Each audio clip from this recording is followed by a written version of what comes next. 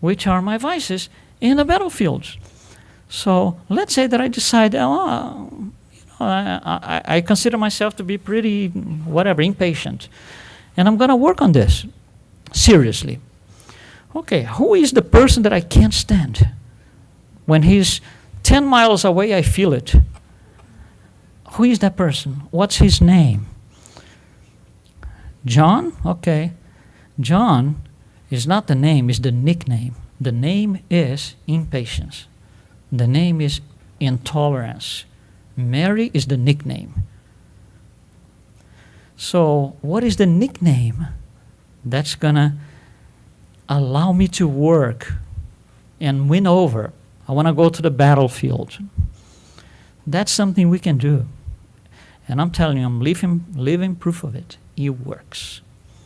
We just have to put a strategy. Now, on this strategy, there's one thing we need to be very careful about. Let's say, for example, that I don't like the person. The example that I gave was because he got the car. Okay, so let's say that I'm going to go back and work with this. So what was my first approach? Remember, I go and look at the person and leave. He's not going to see me. So, you see, there's no sense in going, oh, here he is. Yeah, but the car is out there still in the parking lot because I saw it. That's not it. The strategy is being applied wrongly. I can't go in there to emphasize the problem.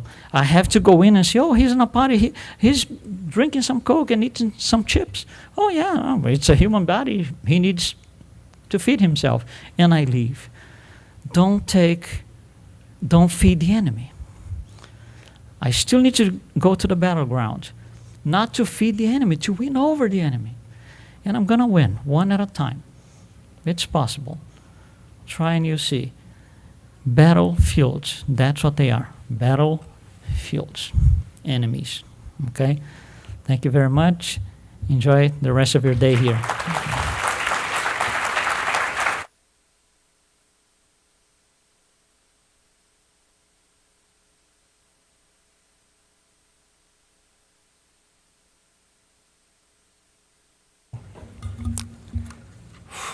Thank you, Mr. Lima. That's a lot of food for thought, I tell you that.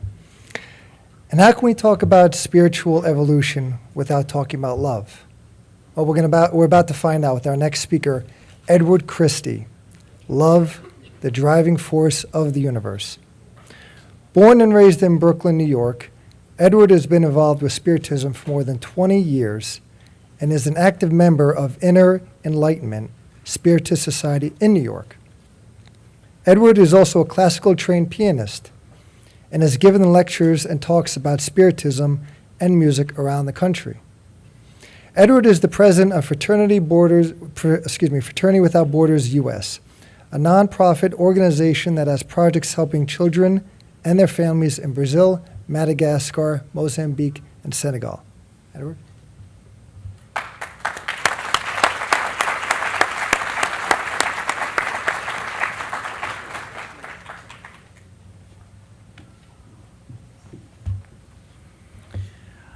Unlike Luis, I don't sign, so I hope that's not a big disappointment. Actually, I've been studying Portuguese for over 20 years, and I think at my memorial service they're going to say, he never really did get it.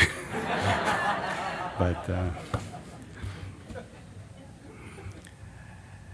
the Buddhist teacher, Jack Kornfield, said, if you can sit quietly after difficult news, if in financial downturns you can remain perfectly calm, if you can see your neighbors travel to fantastic places without a twinge of jealousy, if you can happily eat whatever's put on your plate, if you can fall asleep after a day of running around without a drink or a pill, if you can always find contentment just where you are probably a dog.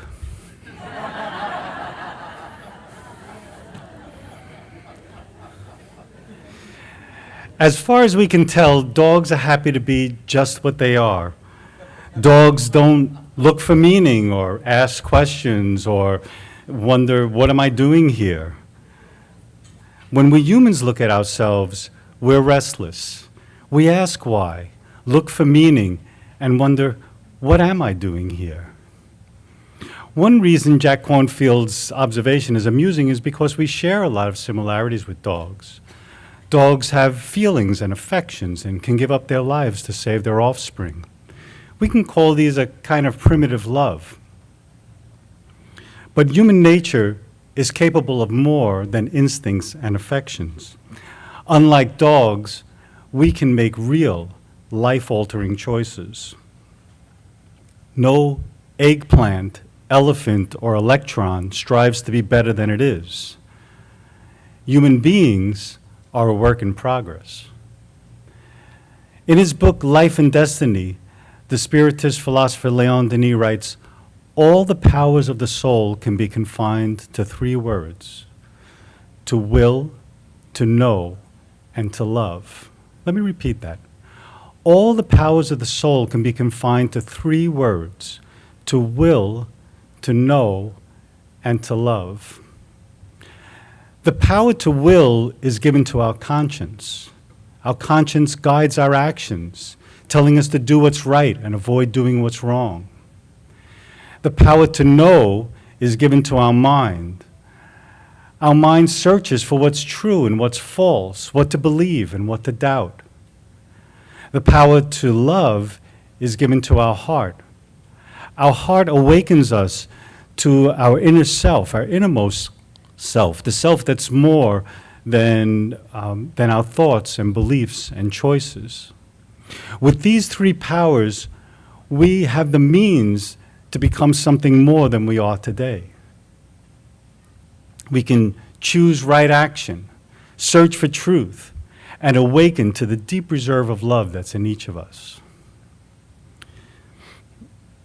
Earth is our home, but we're not entirely at home on Earth. Earth is less a home and more like a hotel, a place we stay a while. Imagine yourself on a journey, stopping at a hotel and loving the hotel so much that you give up on your destination and decide not to leave. The hotel's good and provides for your needs. I happen to be partial to jacuzzis, but you didn't travel to end up in a hotel. While you're lying by the hotel pool and thinking about your destination, you're living with the contradiction between having real satisfaction while you're surrounded by things that only give temporary pleasure. Yet, having real satisfaction doesn't mean giving up temporary pleasures. We're meant to use the good things in this life with simplicity and gratitude. If we're afraid to get pleasure from the good things in life, we'll live a negative life.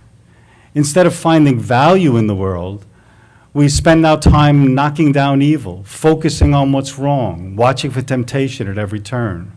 There's nothing wrong with this, but if all we do is avoid the bad, we'll miss the good. We're made from a loving God, and this love calls us to a positive, creative, and evolving life. Worldly things are good because they come from a good God. Our challenge is to find a way to value them without making them the ultimate pleasure in life. We can see them as St. Francis did when he looked up at the stars and said, "If these are the creatures, what must the Creator be like?" In John's epistle we read, "Whoever does not know love does not know God, because God is love." This love is a force that gives order to the entire universe, and everything is moving toward it. It's not a mechanical force like gravity that affects 2 bodies, but a will that draws us to it with tenderness and mercy. Divine love attracts our innermost self, our heart, and this attraction we call love. Coming to terms with the will of God takes time. We're made to love, we're drawn to love, and yet we spend most of our lives trying to satisfy our own will and get our own way. When our will conflicts with God's, things get difficult for us. Someone close to us dies. We have to live with an illness, or we lose a job, and we don't want to accept that things didn't turn out the way we planned. We grumbled it. Life is unfair, and the cards are stacked against us. The game is rigged, and there's no way to win. In the end, we'll have to say, "Thy will be done." Don't call this resignation. Call this defeat. We give up because in the battle of the wills, we lost. We say we can't know God's will, and it hardly matters. In the end, we're going to lose. But it is possible to discover God's will. God is love, and God's will cannot be contrary to love. God wills us to share in his great work of love. Instead of standing by helplessly while God pulls the strings, finding our part in this great work of love gives us something positive to do. This attitude makes all the difference. Holocaust survivor Viktor Frankl wrote, "What in the end remains is the last of human freedoms, the ability to choose one's attitude in a given set of circumstances." Love is not just an emotion, it's an inner attitude, a conscious act of the will that harmonizes our will with the divine will. When we conform our will to a will that's only love, we collaborate in a work of love. We act true to our nature, freely and consciously, and face whatever comes with a trust in God's loving will. St. Francis found this inner attitude, but it took him some time. As a young man, Francis wanted to be a knight. It's true. Our president always says it's true, but this time it's really true. He wanted to be a knight. Knights are brave and loyal, and they risk death and treat their own with courtesy and loyalty. Francis wanted to carry an axe and a sword and achieve glory by defending his hometown of Assisi.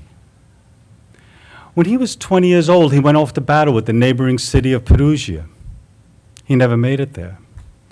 On the way, he was taken prisoner and thrown into a polluted church basement. He spent a year in that prison and another year in bed recovering from malaria.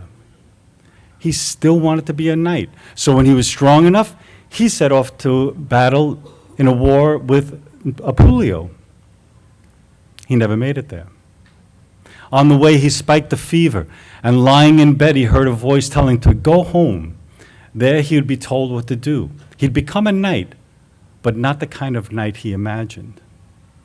12 years later, after turning his life around and becoming the Francis we know, he goes off to war again to fight in the Fifth Crusade.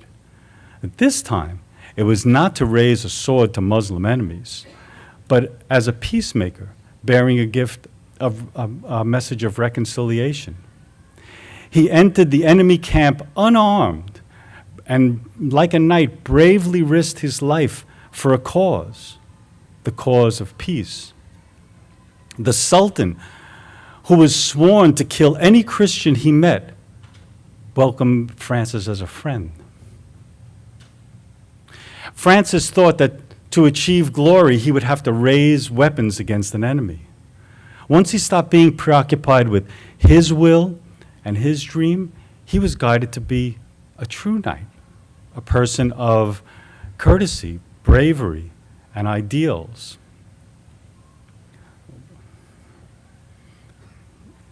He placed his trust in God's will, and God made Francis over from the inside. God's will became his will.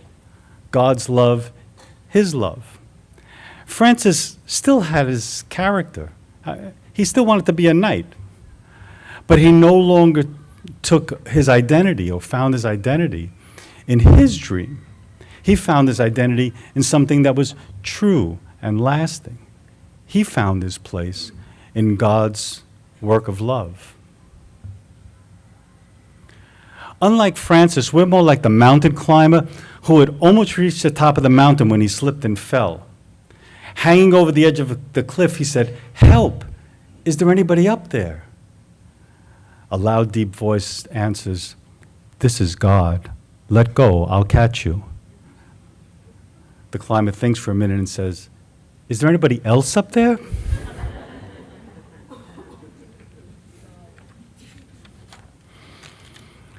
One reason we don't see God's will clearly is that it's easy for us to understand law and not so easy for us to understand love. So we tend to let our actions be guided by the law rather than by love. Because with law, we know exactly what's expected of us. If we get caught breaking the law, the consequences are spelled out. If we fail to love, the consequences are not always clear. In the justice of the divine government, the wrongs we do when we fail to love don't result in external consequences. Our wrongs don't harm God's love. Instead, the harm from the wrongs we do happen inside us. Even when our wrongs hurt others, which somehow they always do, we're the first victims of our own wrongdoing.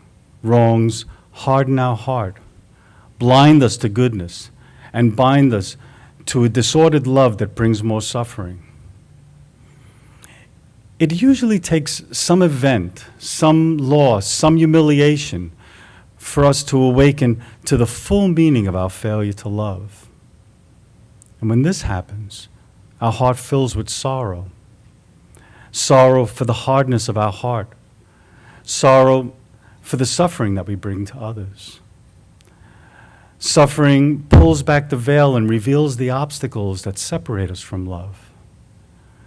Sorrow shows that wrongdoing made a place so dark that we couldn't see love. But a sorrowful heart can pray, God, I'm lost. Please help me. This is a prayer for divine mercy. Mercy shines a light on the love that's hidden by a hard heart. Mercy reveals God's power to bring good out of the wrong we've done. Mercy embraces sorrow, and we come to understand that we too can be merciful. Mercy moves us to bring good out of the wrong we've done. And if our heart isn't soft enough to make amends in this life, it means we're asking for a chance to soften our hearts in another. Divine love doesn't depend on anything we did or do or will do. We're loved if we cooperate with love, and we're loved if we act contrary to it. We're loved when we're good, and we're loved when we fail in goodness.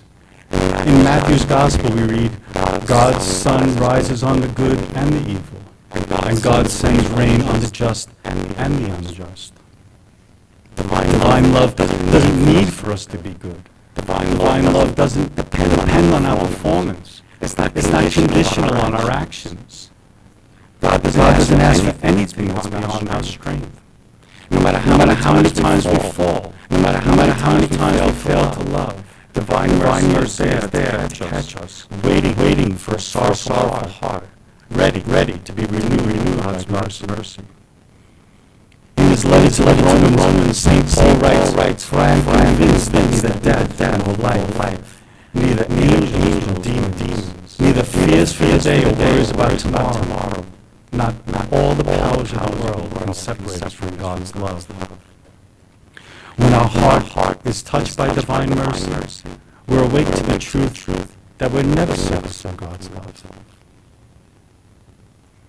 God cares for the inherent goodness in things. All created things are good, and so divine love treats every created thing with care. The evangelist Luke wrote, 5 sparrows are sold for 2 pennies, yet God does not forget a single one of them. There's not a creature so small that God doesn't lovingly care for it and provide it with all it needs. If we treat created things with indifference, carelessness, or violence, we've harmed the good. If we're sad because we hear someone praise the good in another, we're unjust to the good. If we use words to blacken someone's reputation, we've cursed the good. If we say someone is irrational, ignorant, or unlovable, nothing we say can take away the person's human gifts of reason, intelligence, and the capacity to love. we've done nothing but harden our heart to the good. We tend to be on the lookout for faults, and this makes it hard to see the good. We hope eliminating faults will create a better world, and this is true.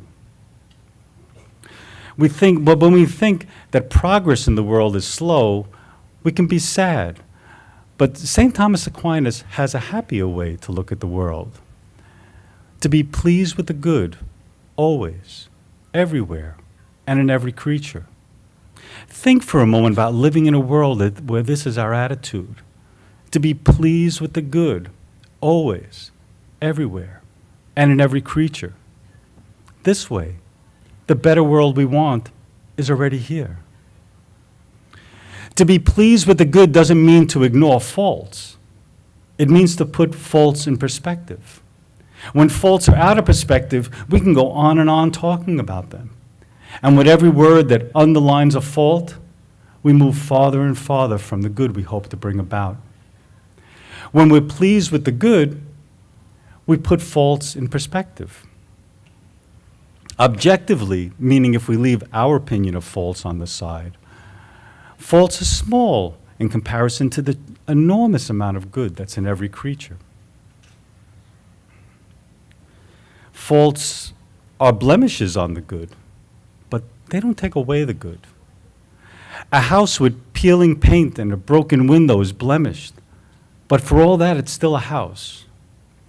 If we can't remove the blemishes, the house still has value.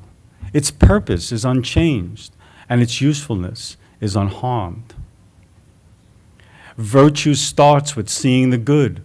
Before we can be patient, generous, compassionate, and merciful, our heart is pleased with the good.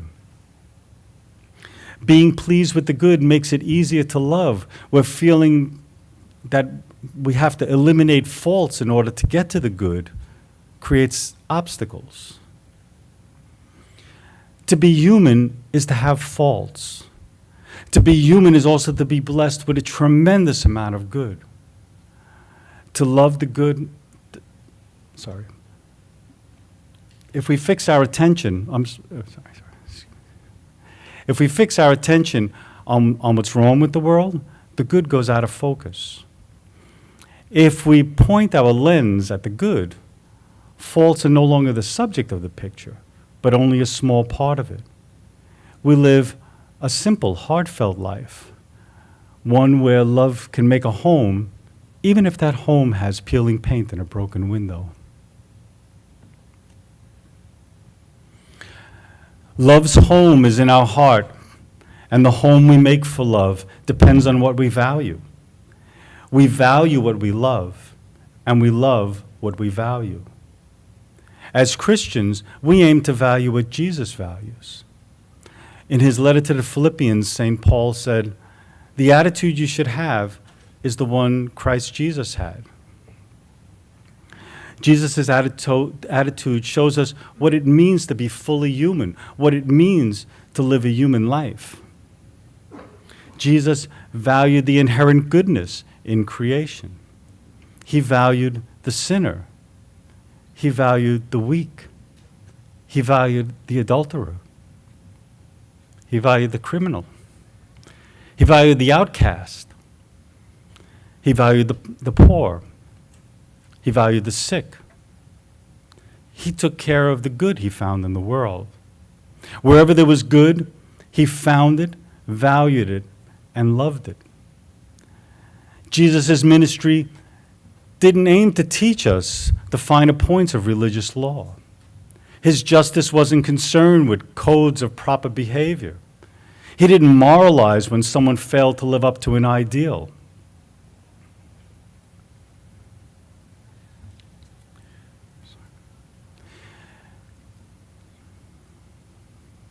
Jesus taught that people are more important than law, and that law exists for people, and that people didn't exist to obey the law.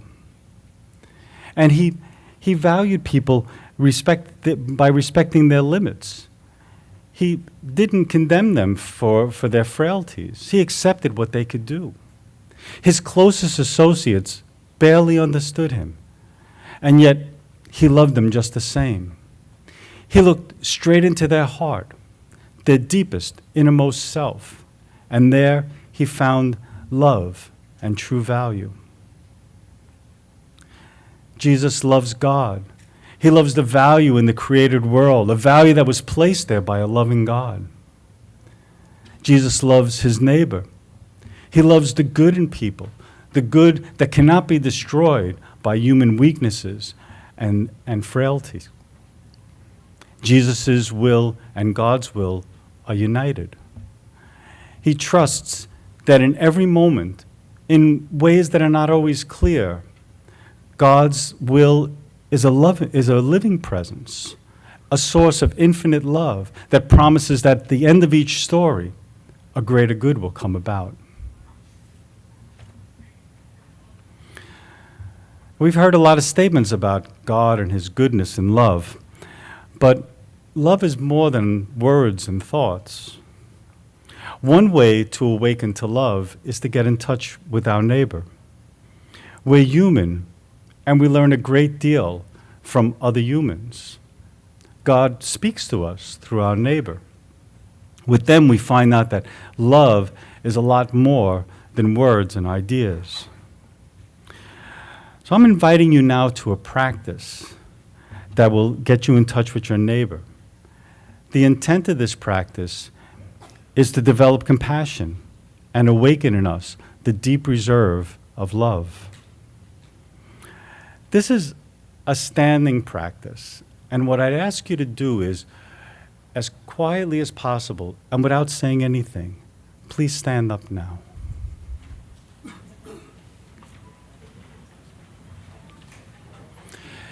You'll need a partner for this practice, so turn to someone who's next to you.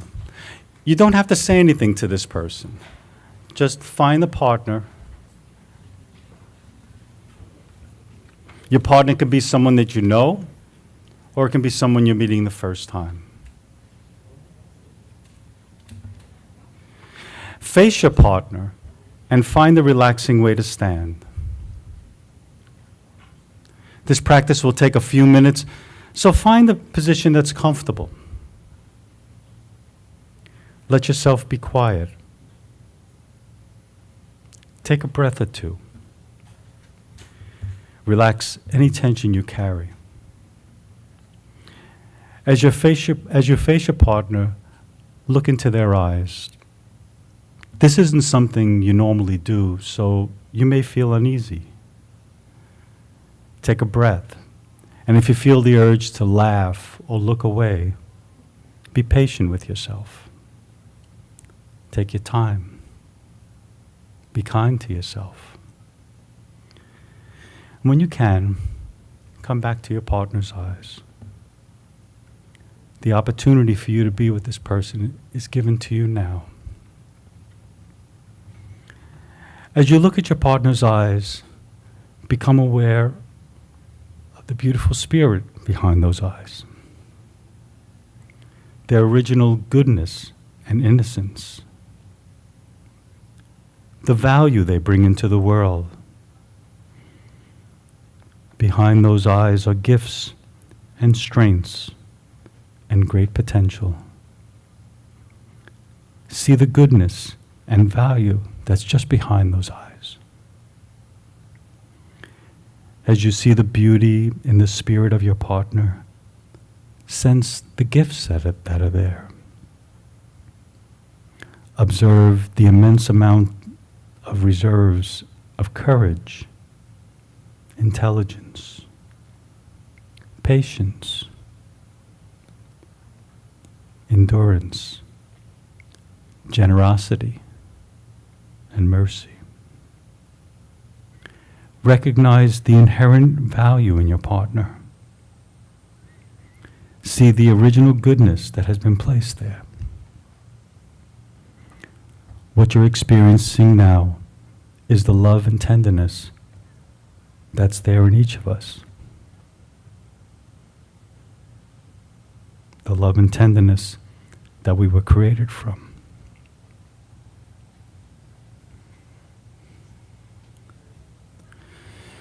Take a breath And move from those thoughts and look more deeply into your partner's eyes. As you look more deeply, become aware of the amount of sorrow behind those eyes.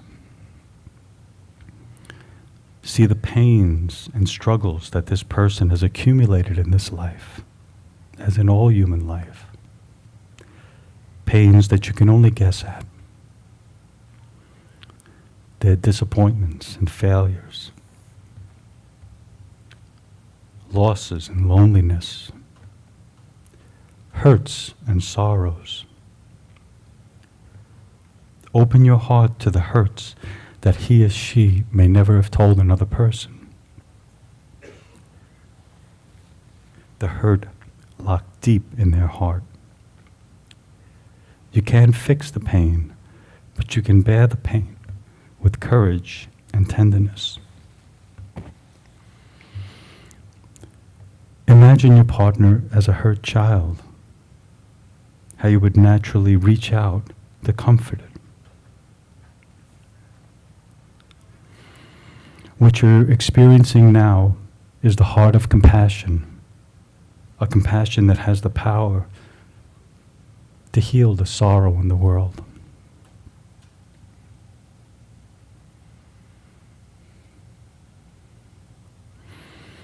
Take another breath and continue to look deeper into your partner's eyes.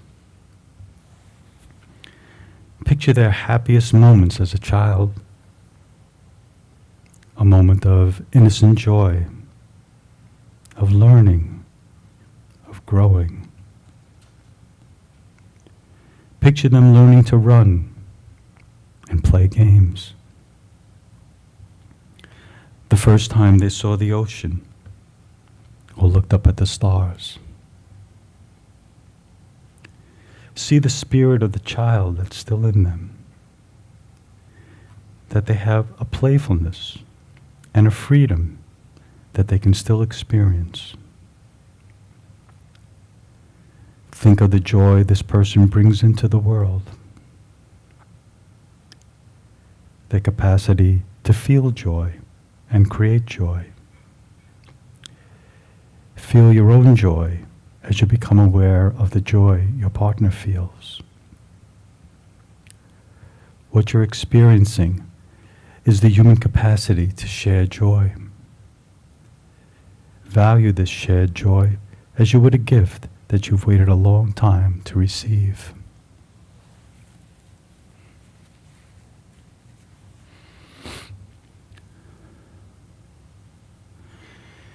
Take another breath and release this joy. Look deeper into your partner's eyes.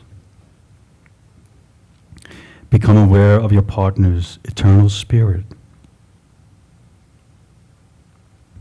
As you meet in this moment, look at your partner as if you're seeing the face of one who at another time and place was your parent, your mother or father, was your son or daughter, was your friend or enemy, was your wife or husband, was your student or teacher. Who is this person you look at? Not the body or the thoughts, but the consciousness behind those eyes. Who is looking? Who are you really? You have the capacity to love and the deep reserve of love that's in your partner. Recognize the ground of this person is love.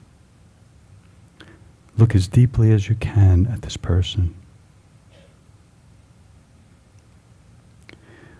When you can see no deeper, when you've touched the bottom of existence, there you will find love.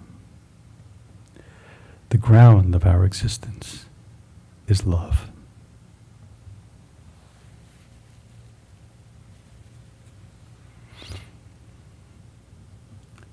Now gently close your eyes.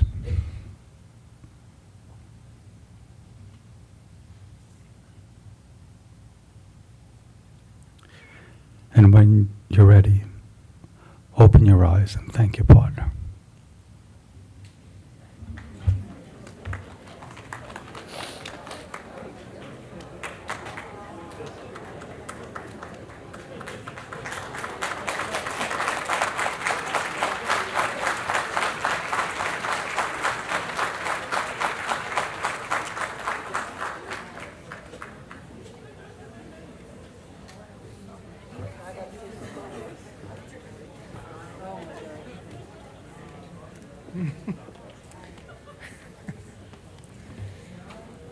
Wow.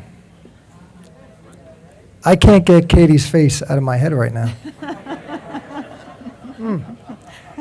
That was wonderful, Edward. Thank you very much.